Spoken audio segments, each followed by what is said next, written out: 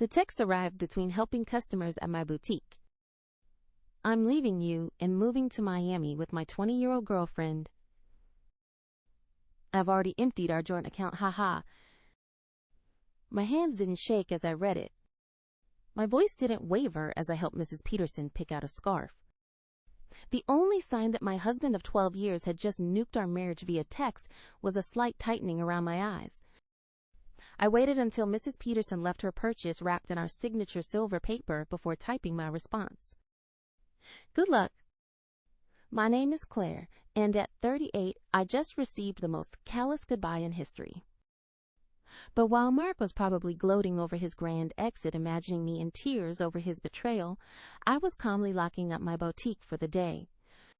The signs had been there for months.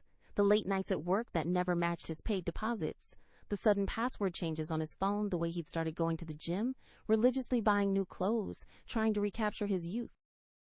3 months ago, I'd found a receipt for dinner for two at an expensive restaurant on a night he'd claimed to be working late. That same evening, I'd opened a separate bank account at a different bank. A week later, when he mentioned wanting to combine our accounts to simplify things, I'd agreed cheerfully while moving my personal savings to the new account. The joint account he just emptied. It contained exactly enough to keep him from getting suspicious. About 2 months' worth of regular deposits. The rest was safely tucked away, along with detailed records of every suspicious transaction he'd made over the past year. My phone buzzed again. Don't bother begging Melissa and I leave tomorrow. I'll send for my things later. Melissa. The new receptionist at his office. I'd met her at the company Christmas party. Watched her laugh too loud at Mark's jokes. Noticed how she touched his arm when she thought no one was looking. She was young enough to be his daughter. Naive enough to think she was special. I didn't respond to his text. Instead, I called my lawyer, the one I'd consulted 2 months ago when I'd found the hotel charges on our credit card statement. It's time, I said simply. He just made his move. The papers are ready, she replied. I'll file them first thing tomorrow. Do you want me to have him served in Miami? No rush. Let him think he's won first. Another text from Mark. I know this must be hard for you. You're not getting any younger after all. At least you have your little shop to keep you busy. My little shop. The successful boutique I'd built from scratch. The one that generated more income than his middle management position. The one whose profits I'd carefully kept separate from our joint finances. I smiled, thinking of the certified letters that would greet him in Miami. Let him enjoy his moment of triumph. I spent that evening in our house. My house, since I'd inherited it from my grandmother and kept it in my name, despite Mark's repeated suggestions to add him to the deed. Another lucky instinct that had paid off. While organizing the paperwork my lawyer would need, I found our wedding album. Mark looked so different then. Before his midlife crisis had turned him into a caricature of his former self. These days he wore shirts too tight for his softening middle.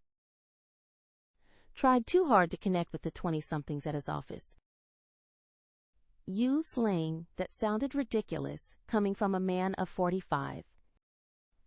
My phone kept buzzing with texts from him, each one more condescending than the last. I've been planning this for months. Melissa understands me in ways you never could. You'll be fine. Maybe you'll find someone more your own age. Already told my family they agree. We grew apart. It's nobody's fault, really. I screenshotted each message, adding them to my evidence folder. Let him dig his hole deeper. My lawyer would love his casual admission of premeditation. His gleeful announcement about emptying our account. The last text caught my attention. BTW. I used the joint card to book our flights and hotel. Consider it my parting gift, LOL. Perfect. I called the credit card company. Mrs. Harrison speaking, I said. I need to report fraudulent charges and cancel a card immediately. Immediately, of course, ma'am. Can you identify the charges? 2 first-class tickets to Miami booked today. Hotel charges at the Royal Palm. And I'll need to remove my husband as an authorized user. Do you have documentation of the fraud? Text messages from my husband admitting he used our joint card to book travel with his girlfriend after emptying our bank account. I'll be happy to forward them. The representative's professional tone couldn't quite hide her satisfaction as she canceled the charges. Mark and Melissa would arrive at the airport tomorrow to find their tickets invalidated, their hotel reservation canceled. My phone buzzed again. Don't worry about the house. I'll let you stay there until you find something smaller. I actually laughed out loud at that one. Did he really think he had any claim to my grandmother's house? Had his ego grown so large that he'd forgotten whose name was on the deed? Another buzz, and I know the shop means a lot to you. We can work out a fair payment for your half. My half of my business that I had built myself, funded myself, grand myself, while he complained about my long hours and called it my hobby. I poured a glass of wine. The good stuff I had been saving for a special occasion. This qualified. Tomorrow Mark would learn some hard truths about property law and separate assets. But tonight I'd enjoy the quiet and plan my next chapter. Morning brought a flurry of increasingly angry texts from Mark. What the heck did you do to our credit card? The airline won't honor our tickets. The hotel canceled our reservation. Answer me. I silenced my phone and headed to my boutique.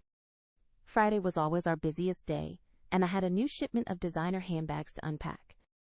Life goes on even when your husband runs off with a receptionist young enough to be his daughter. Around noon, his mother called. Claire, dear Mark told us everything about how controlling you've been, how you drove him away. He says you're being vindictive now, causing problems with his travel plans. I put her on speaker while I arranged a window display. Did he mention emptying our joint account and charging tickets for him and his girlfriend on our credit card? Silence. Then, well, he said you left him no choice, that you have been cold and distant. Barbara, I have his texts. Would you like me to read them to you? The one where he bragged about taking our money, or maybe the one where he mocked my age? Another pause. He did seem a bit cruel.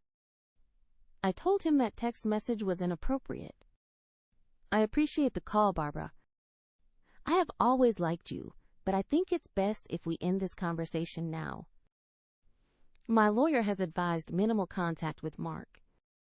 Mara's family during the proceedings. Proceedings already? Goodbye, Barbara. By late afternoon, Mark's sister Amanda was spreading family gossip through mutual friends. Apparently, Mark and Melissa were stuck at a budget motel near the airport. Their Miami dreams temporarily derailed. He tried using his personal credit cards, but those had been maxed out for months. Another red flag I had noticed. My lawyer called with an update. The emergency hearing is scheduled for Monday. Given his admission of emptying the joint account and the documented credit card fraud, we're in a strong position to freeze all remaining assets. Has he been served yet? Not yet, but he'll get the papers at his new motel address. Speaking of which, his girlfriend's social media is providing excellent evidence. She has been posting about their adventure all day, including some choice comments about you. I smiled, thinking of my own documentation. A year's worth of suspicious charges, hotel receipts, text messages that proved premeditation. Mark had been so focused on his grand escape that he had never considered I might be watching, waiting, preparing. My phone buzzed with another text. You think you're so smart, but I made copies of all the boutique's financial records. Half that business is mine. I forwarded the text to my lawyer, adding it to the growing file of Mark's mistakes. Let him learn the hard way about separate assets and business ownership. Sometimes the best revenge is simply being prepared. The emergency hearing on Monday was everything I could have hoped for. Mark showed up in his new young wardrobe. Designer jeans too tight for his age. A blazer that screamed midlife crisis. Melissa waited outside her youth, painfully obvious under the harsh courthouse lighting. My lawyer presented our evidence methodically. Mark's gleeful text about emptying our accounts. His credit card fraud. His documented history of hidden expenses. Each piece carefully collected over months of quiet observation. Your Honor, Mark's hastily hired lawyer attempted my client admits to some rash decisions, but Mrs. Harrison's actions have been vindictive and calculating. Calculating, my lawyer countered. You mean prudent. My client protected her separate assets and maintained detailed records of her husband's suspicious behavior. That's not vindictive, that's smart business. The judge reviewed my documentation. The separate property deed to the house. The boutique's incorporation papers in my name only. The careful separation of business and personal finances that Mark had always complained about. Mr. Harrison, the judge, addressed Mark directly. You admitted via text message to deliberately emptying a joint account and using shared credit cards to fund a trip with your girlfriend. Do you deny this? Mark shifted uncomfortably. I was just trying to make a clean break by committing financial fraud. The judge raised an eyebrow. And now you're claiming rights to property that documentation shows is clearly separate from marital assets. The business grew during our marriage. Mark's lawyer tried again. My client is entitled to the business. Was established before the marriage, my lawyer interrupted. And Mrs. Harrison maintained strict separation of business and personal finances throughout. We have documentation of every penny invested and earned. I watched Mark's face as reality started sinking in. He thought this would be easy. Empty our accounts. Run off with his girlfriend.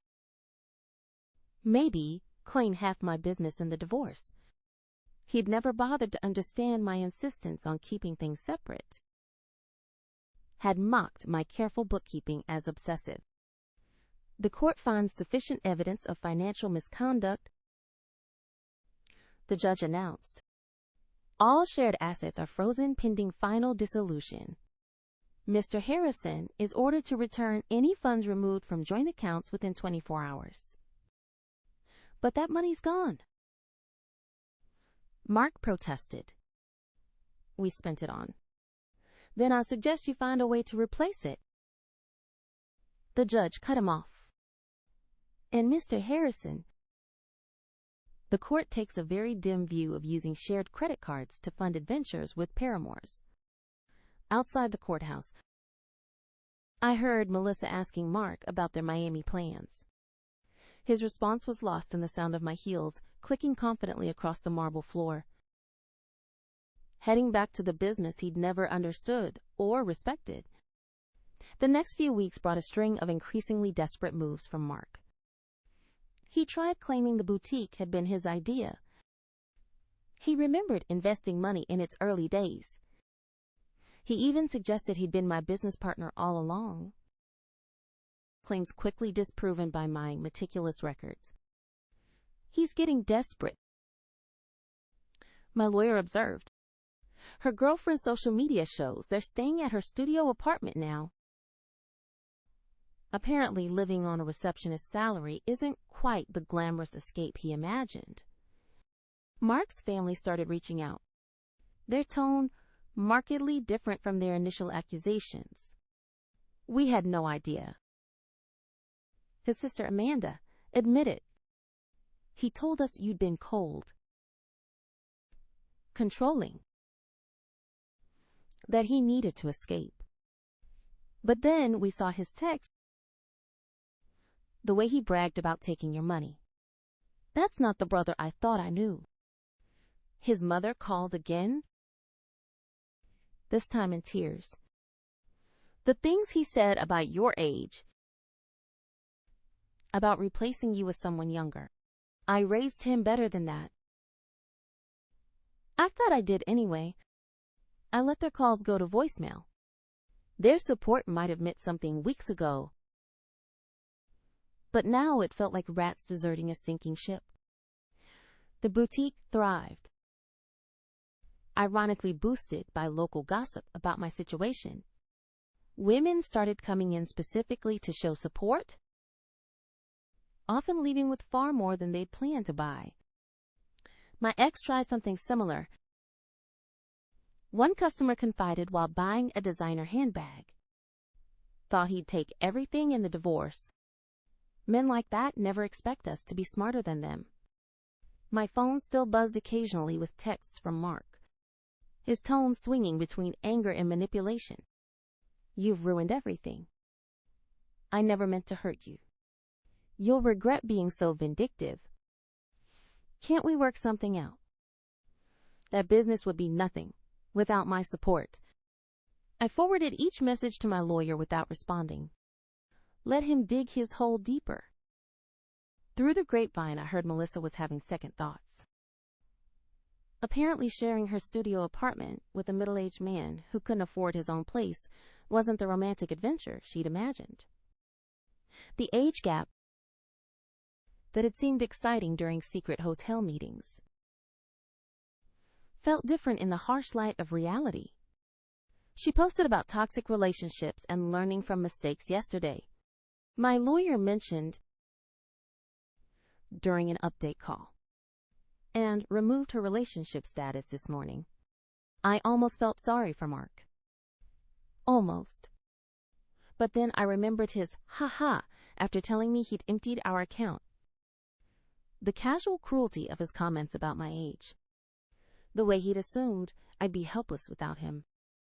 Instead of pity, I felt something else. Pride. Pride in my foresight.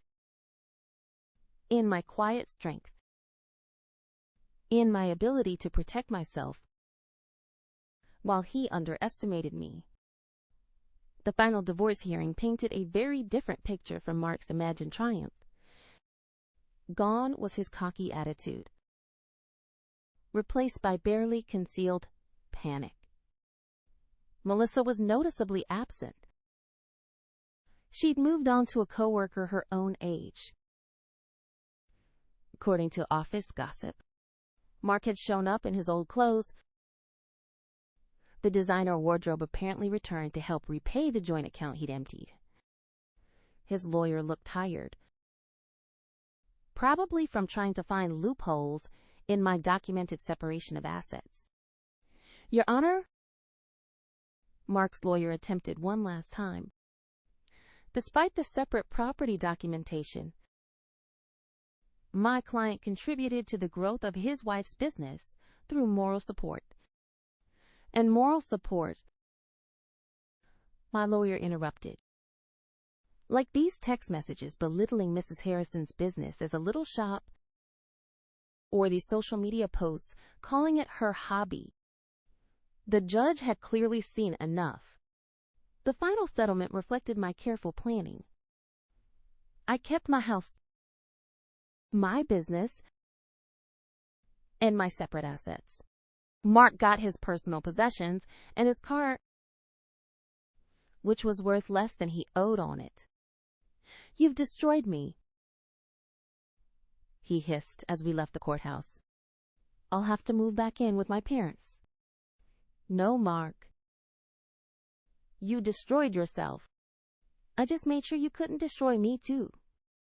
His mother was waiting outside, ready to drive him to her house, his new home at 45. The irony of his situation wasn't lost on anyone.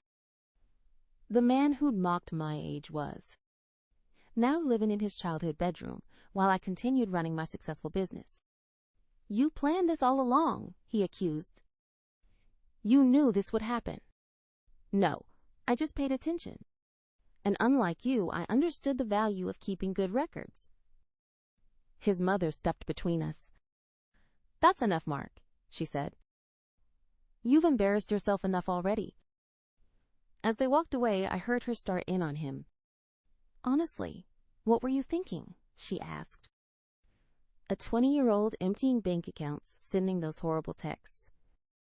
I watched them disappear into the parking lot, feeling nothing but relief. Mark had thought he was writing the ending to our story with that cruel text. Instead, he'd merely set my carefully laid plans in motion. My phone buzzed, not with text from Mark this time, but with notifications of new orders from my boutique's website. Life was moving forward, just not in the direction he'd imagined. Part 3, Segment 1, 600 words. 6 months after the divorce was finalized, my boutique had expanded to a second location. The irony wasn't lost on me. While Mark struggled to rebuild his life, the little shop he'd dismissed was thriving. I'd hired 3 new employees and launched an online store that was gaining traction nationally. News of Mark's situation trickled back through mutual acquaintances. He tried dating apps, but found women his age weren't interested in a middle-aged man living with his parents. Younger women, having heard about his history through office gossip, steered clear.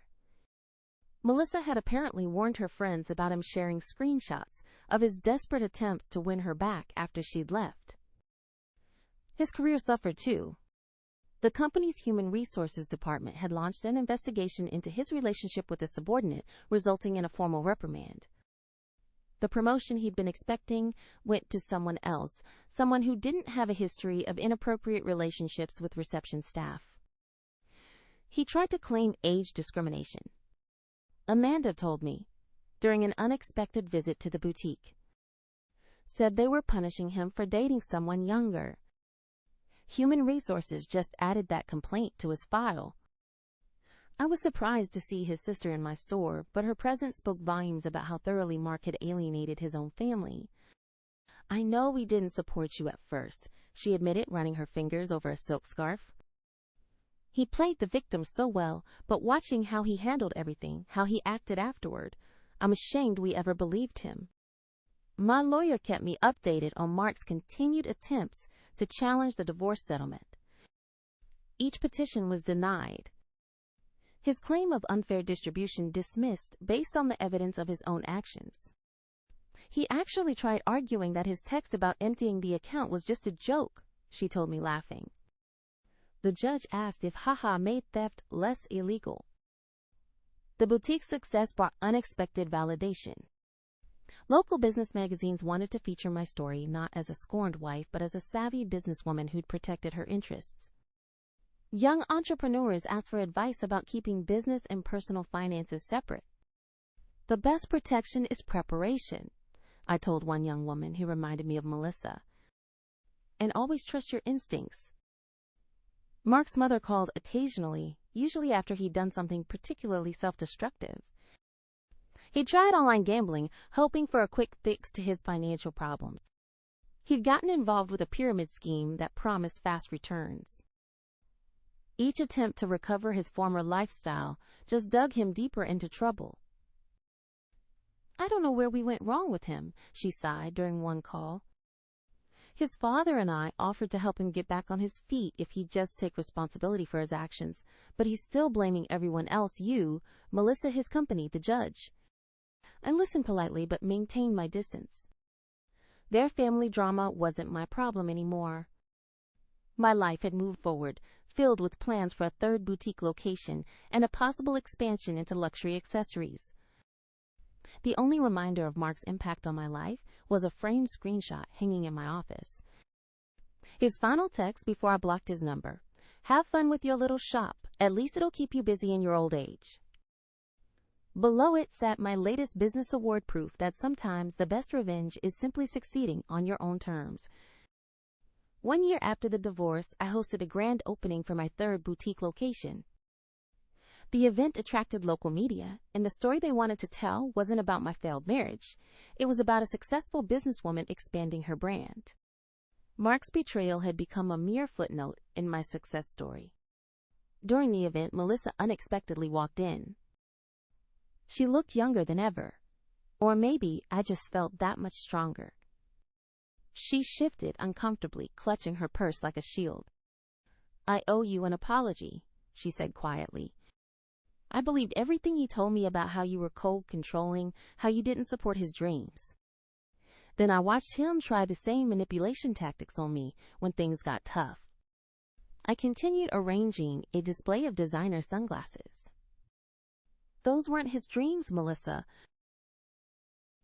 They were escapes. There's a difference. I know that now. She paused, then added, he tried to move in when you froze the accounts. Thought my studio apartment would be temporary.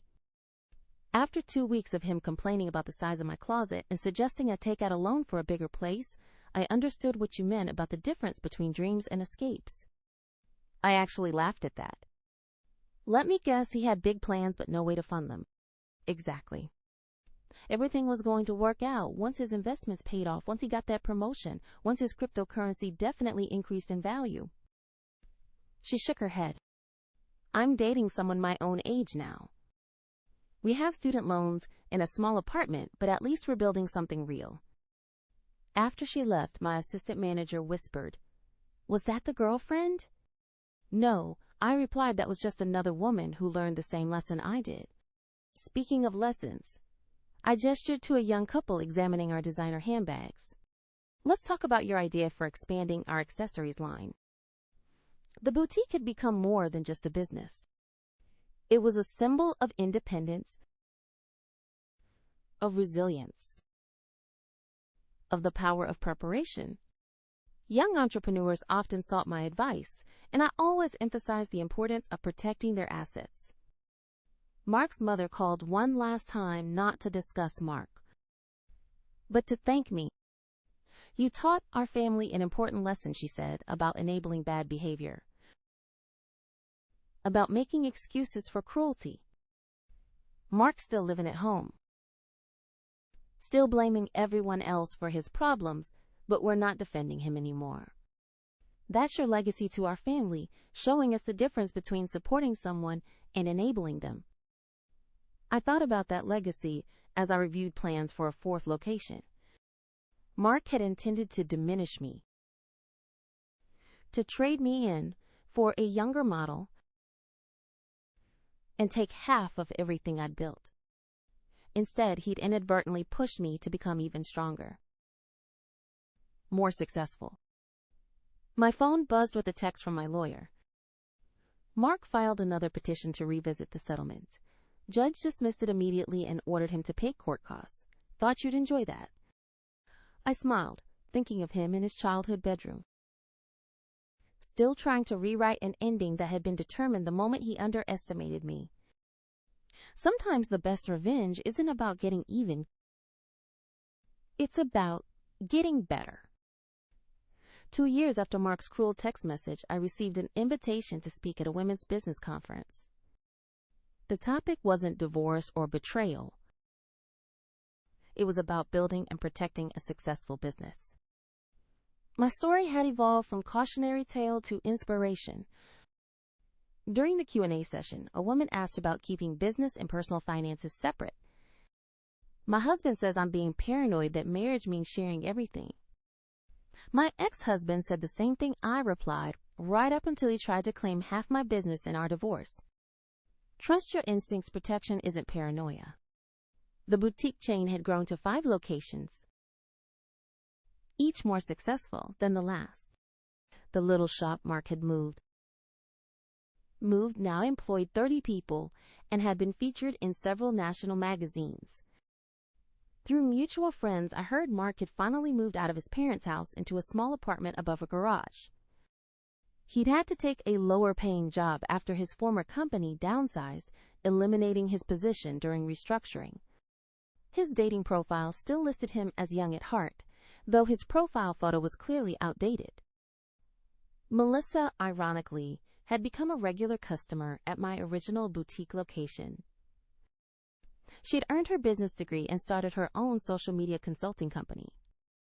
You inspired me, she told me once, showing how a woman can build something lasting instead of falling for empty promises. I kept Mark's cruel text message framed in my office not as a reminder of pain, but as proof of how far I'd come. Below it hung a sign that read, "Success is the best revenge." At the 5-year anniversary celebration of my original boutique, I stood addressing my employees and loyal customers. The space had been transformed from a single little shop into the flagship store of a thriving business empire. Mark's mother attended, though I hadn't sent her an invitation. She waited until the crowd thinned to approach me. "I saw Mark yesterday," she said, smoothing her designer dress, one she'd bought from my store. "He was talking about his glory days, about the life he could have had. He still doesn't understand that he didn't lose everything in the divorce. He threw it away." I thought about that text message. His casual cruelty, his assumption that I would crumble without him, how he'd expected me to beg, to break, to prove him right about my desperation. Instead, I'd built something stronger than before. Each new boutique location was a testament to what women could achieve when they stopped dimming their light for insecure men. The young saleswoman I'd hired last month, coincidentally, also named Melissa, came over with a question about the new Withak's inventory system I had implemented. As I explained the process, I caught a glimpse of my reflection in the store window. I saw what Mr. Mark had failed to see 5 years ago. Not a woman getting older, but one getting wiser, stronger, more successful. His cruel text message had meant to be an ending. Instead, it had been a beginning. Not just for me, but for every woman who heard my story and realized she deserved better than someone else's midlife crisis.